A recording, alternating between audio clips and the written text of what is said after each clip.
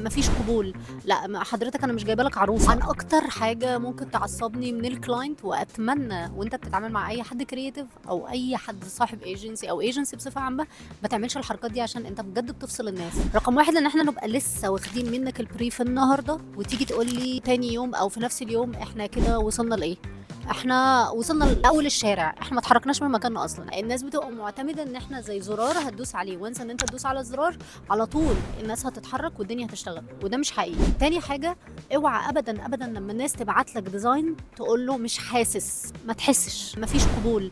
لا حضرتك انا مش جايبه لك عروسه. الفكره ان احنا عاملين ديزاين محتاجين منك كومنتس عشان نعرف نعدل الكومنتس دي. في فرق ما بين ان انت تكلمني ماركتنج وايز ان ده مش هيفيد الاوبجيكتيف بتاعي، مش شبه البيرسوناليتي بتاعتي، البراند بيرسونا في مشكله ان انت تديني ايديت واضح اقدر استخدمه، وما بين مش حاسس.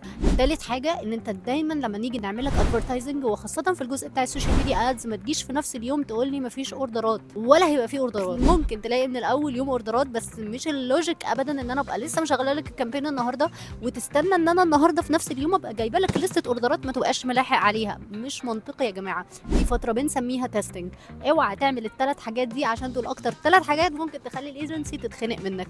اوعى تعملهم، واستنوني في التبس الجايه.